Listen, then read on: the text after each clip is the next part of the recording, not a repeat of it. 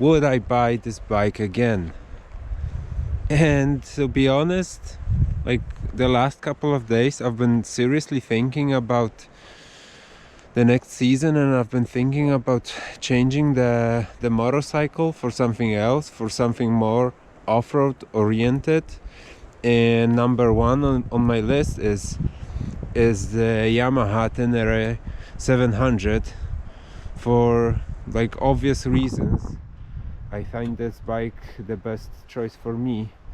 But funny enough, when I asked on the Tenere group on Facebook what would they recommend me for doing something more off-road, but not buying an real enduro, like the majority of answers, they said Honda CRF.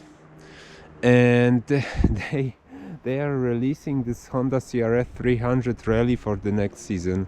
I actually spoke with the dealer. I actually sat on the 250 version like 2-3 weeks ago. I find that bike ugly, but it seems that it performs like crazy, and it's like the perfect choice if you're not so much into like long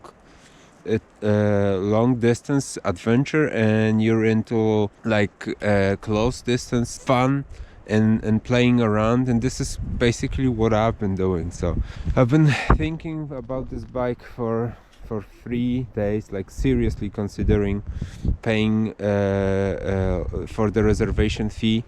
But I have to say that I went out today like 1.5 hours ago, and it's like December, and I had a great fun. I've been doing mostly off-road, like 90% off-road. As you can see, there's like shit ton of mud, sand, mud, everywhere there's mud. And this bike performed awesome. Yes, it's heavy. Yes, it was not meant for heavy off-road, but it gives me a lot of fun. It doesn't break. It's really reliable. Yeah, I feel great on it. I would love to try out a bike that's like 80 kilos lighter, and that would definitely increase the fun level a lot. But to be honest, damn, this bike looks great. It rides on basically any surface so far.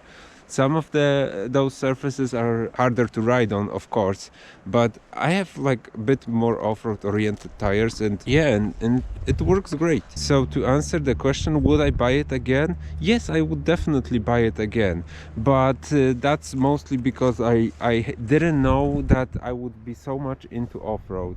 I didn't know that I will spend most of my time on a bike like off-road. And with this bike allowed me to find that factor that I love about off-road. And without it, I wouldn't know. This bike is like an SUV of motorcycles.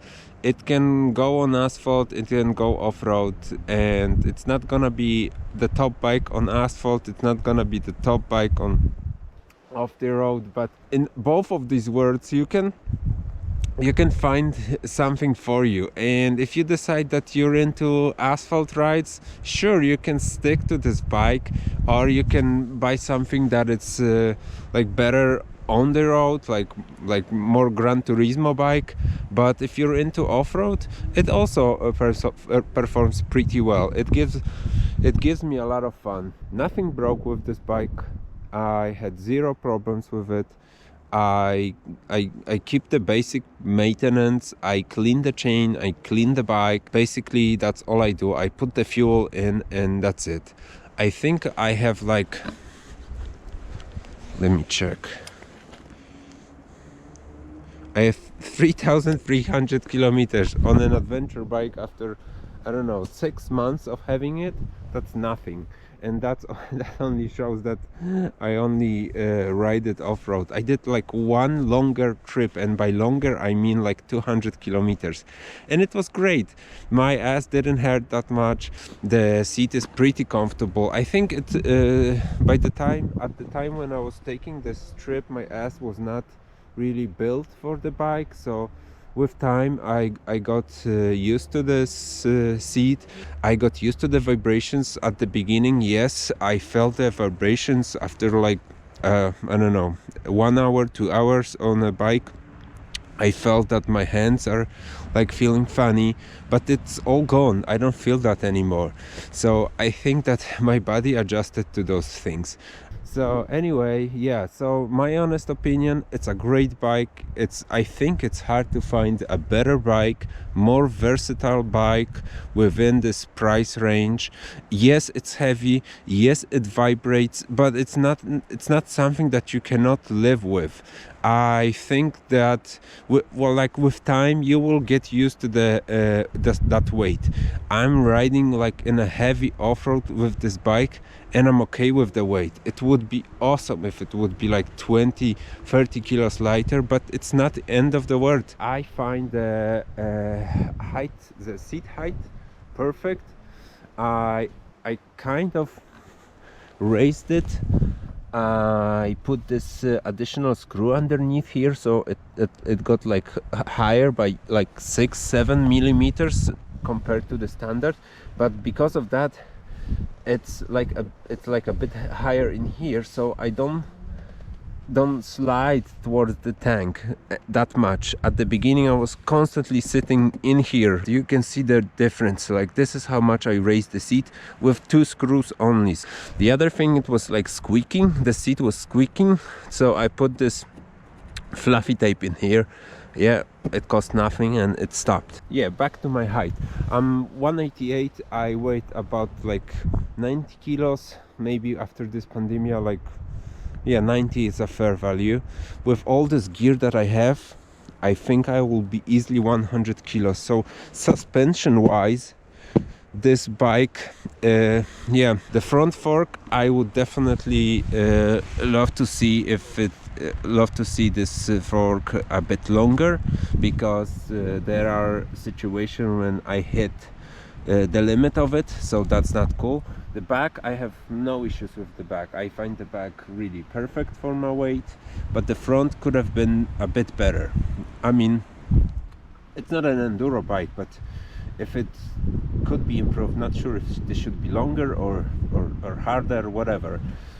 This is my only complaint about the suspensions. The back, as I said, it's pretty okay. Yeah, I had to raise the bar because when you ride off-road, when you stand on pegs, it's much more comfortable if your handlebar is higher. This is how I have it mounted, and it works like perfect. I removed these rubbers in here because, as you can see, I have proper shoes, so I don't need those. Yes, the vibrations were a bit, I don't know, more annoying at the beginning, but as I said, I got used to those. I think that's it. So if you're in a situation where you're trying to find a bike, most of the times I hear the comparisons to Honda CB 500X and the KTM 390 Adventure. I haven't seen those bikes in real life. I haven't sat on those, so cannot really say, but I know that the KTM it's so much smaller than this, so I would not recommend it to taller riders. The Honda is really, I think it pretends to be like this off-road kind of bike, but it's really not. I wouldn't take Honda off-road. And this is like the, I don't know, like the perfect choice. It's the cheapest from those three. It's the biggest. It's the best equipped. Yeah, the quality of some parts could have been better. For example, these mud guards, it could have been better, but you can always change it. I'm actually thinking about changing those to something shorter, as I said in one of my previous videos. You have these hand guards. They took some beating and nothing happened to them. There's like this little scratch in here, but they are pretty solid, I must say. Yeah, it's a proper bike, despite calling it Chinese. But this is something that really annoys me, that people call it Chinese. It's an Italian bike. If a BMW is being produced in US, do you call it an US car? No, it's a German car. So this is an Italian bike. So for all those people who call it a Chinese bike, it's not a Chinese bike. It's an Italian bike. So it's only being made in China, like a lot of things, and you don't call it Chinese. So yeah, so that's my opinion. That is my summary of the bike. It's a great bike. I was thinking, I still am thinking about changing it, but that's not because I find this bike bad in any area. I think it's a great bike, but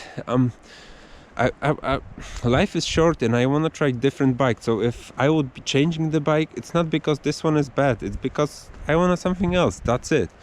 And I highly recommend trying this bike before riding it, before buying it. I haven't tried it. I was extremely surprised how well it's performing. I would buy it again just to get to this place where I am now today, and to know what I know, and to experience what I experienced in the past 6 or 7 months. So yeah, that is my honest opinion about this bike.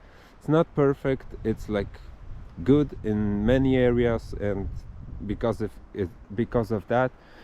it's good in many areas, you can find something for yourself.